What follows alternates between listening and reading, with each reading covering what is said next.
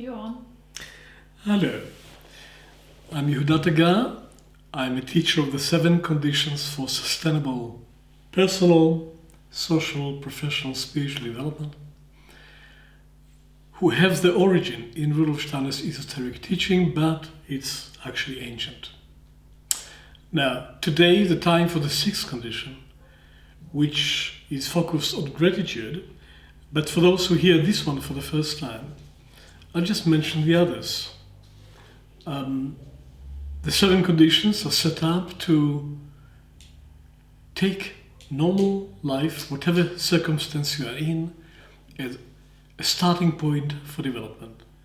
A starting point that does not require any change from anybody else, just from you.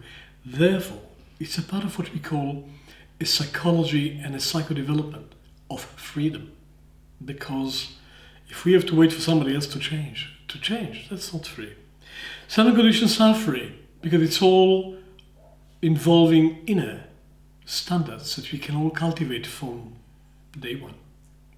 First condition that to strive for is taking personal responsibility for one's own well-being on all levels, on the basis of one's own intuition.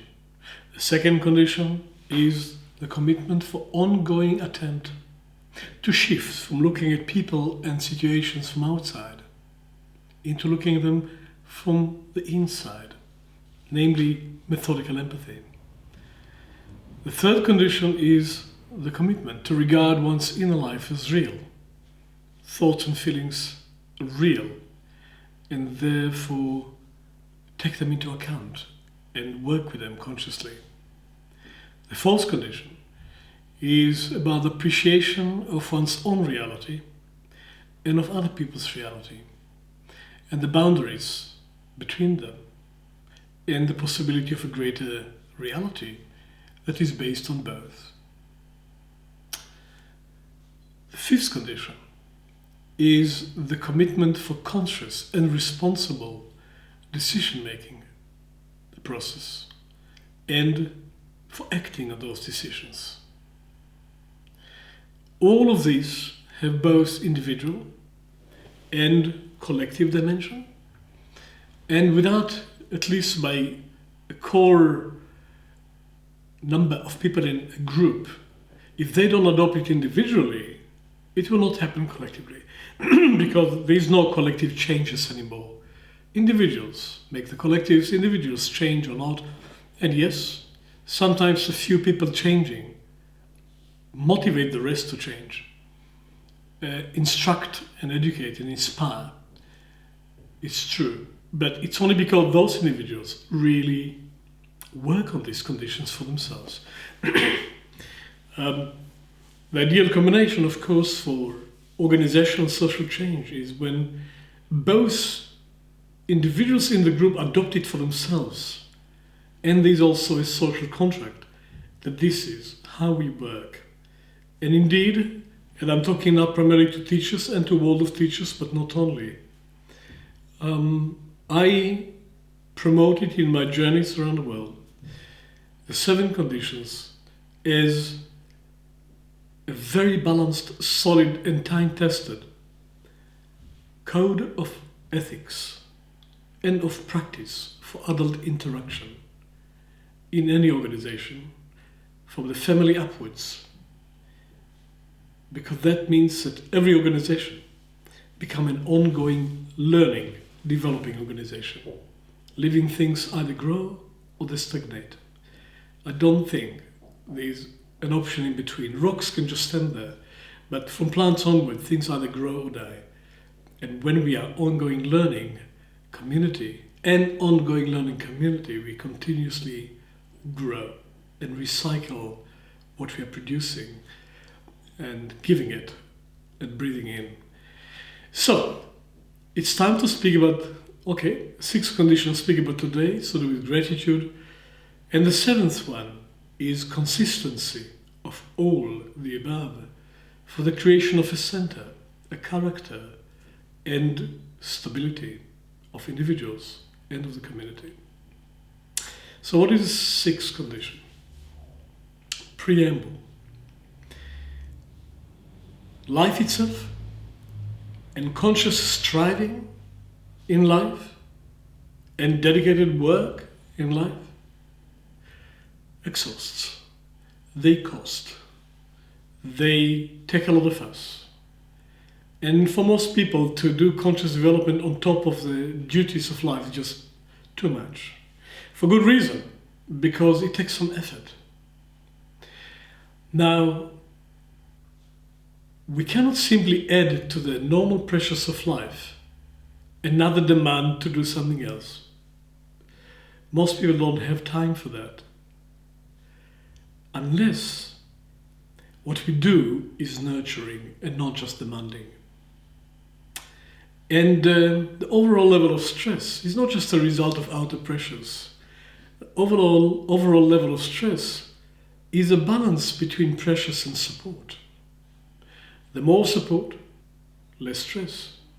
The more demand, more stress. And so, same outer situation, two people will respond to it very differently. It depends on the level of the inner support. The support is not just workplace support, it's internal support that can be developed. Now, gratitude is one of the most nurturing emotions, sentiments, experiences for the human soul. And in psychosophy, which is the theoretical background of psychophonetics out of which I speak, the soul is an organism, like any other organism. But it's not on the physical level, but it's still an organism. It has center, periphery, health, sickness. It grows, it dies, and there's what nurtures it, and there's what depletes it. There's what refresh it, and there's what toxify it. It's easy to make a long list of what exhausts the soul. Anger, resentment, revenge, bitterness, negativity towards oneself and others, bad memories, fear, doubt, hatred. These things are like toxin to the soul. And not enough just to prevent them. We need to have the other list of what supports the soul. Joy, love, tenderness, intimacy, a purpose in life, creativity, of course success also, support, belonging, meaningful work, striving for truth. These things support the soul. But amongst that range of what supports the soul, what is good food for the soul, there is this unique case of gratitude.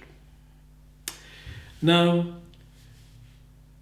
gratitude is not considered as something that can nurture in itself normally, because normally, most people, something good happened, we may be grateful for a moment, something bad happened, we complain. And so gratitude is considered one of the resonances of a good deed, a good treatment, a good experience, and the result of something good that happens. But of course, for good things to happen, many factors have to combine, and many of them are not in our control. So if we wait until we feel gratitude for something to be extraordinarily good, well then, it's like starving the soul. And you don't wait until you're absolutely starving to make sure that there's some food in your kitchen or fridge. We know we'll be hungry. So here it is. Gratitude is a food for the soul. Therefore, it's so important to leave it to the coincidences of life and for the actions of other people. Once we realize that gratitude is a toner for the soul life and a nutrient, then we make sure that we eat. We introduce it to our daily menu, to our emotional diet. In other words, we don't have to wait. We can make sure that this experience is a daily event for us. And then it becomes an inner culture. And then if enough people in a collective practice it, it becomes a culture of the collective. That has long-term consequences. We act out, we speak out, we change the world by going out of ourselves. It's like breathing out. A moment of gratitude is actually like breathing in. It's not a moment of action in the world, it's a moment of appreciation of the world and of course of people. And it's essential, it's not luxury. And when we are conscious of it, which is why it is one of the 7 conditions, we create the occasions and the process to nurture ourselves with gratitude regularly. When it's not conscious, we just wait for something good to happen. The ancient Chinese had a beautiful proverb. They've got many. One of them is, if you have a cent, buy a piece of bread so you can live. If you've got a 2nd cent, buy a flower. That'll give you a reason to live. Not the millions cent, the 2nd cent. That is profound and so simple and true. For when you look at flowers, I mean, the Chinese are very literal in many ways. I don't think they mean metaphors. They mean flowers. I mean, if you look at flowers, oh yes, some flowers we eat, but mostly we don't look at flowers and think which part of the salad there should be. And yet, normal people like flowers. Children like flowers. If we have a chance, we have flowers at home. Why? Because what does it do to us? It's a direct experience of beauty, an appreciation that there's beauty in the world. What else are they doing to us? If you don't bring some beauty into your home, into your office, into your room, well, then life is dull, because there's not much to be grateful for. There are realities and phenomena in the world that does nothing to us but that. The appreciation of the beauty of the world. The appreciation of the beauty of music. The appreciation of the beauty of nature. The appreciation of the beauty of people. The appreciation of the light that shines out of children. The appreciation of what we have, which can balance the constant criticism and being sorry for ourselves for that which we don't have. Yes, appreciation of the glass that is half full to balance the problem that the glass is half not full. And there is a choice between the two and the glass is in the same position. This is the basic etiquette of the 6th condition. Gratitude, appreciation is important for the one who is grateful and for the one who appreciates, not waiting for somebody else to do anything. So that's the first part of the 6th condition.